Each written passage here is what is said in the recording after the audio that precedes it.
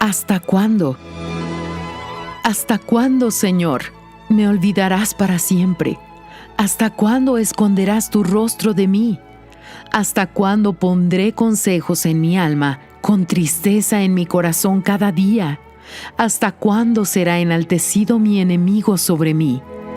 Salmos capítulo 13, versículos 1 y 2. David estaba tan ansioso que llegó a imaginarse que Dios lo había olvidado. ¿Hasta cuándo, Señor, me olvidarás para siempre? ¿No es exactamente eso lo que a veces sucede con los siervos de Dios? ¿Hasta cuándo esconderás tu rostro de mí? ¿Hasta cuándo pondré consejos en mi alma con tristeza en mi corazón cada día?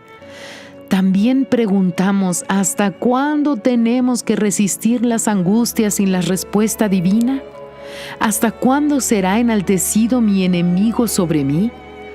4 veces pregunta, ¿hasta cuándo? David estaba exhausto, pero enseguida hace una declaración de confianza. No cree que solo logrará mantenerse firme.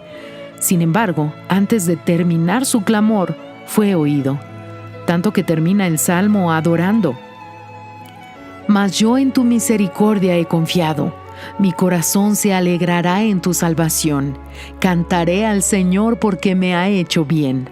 Salmos capítulo 13, versículos 5 y 6. La oración de David fue sincera.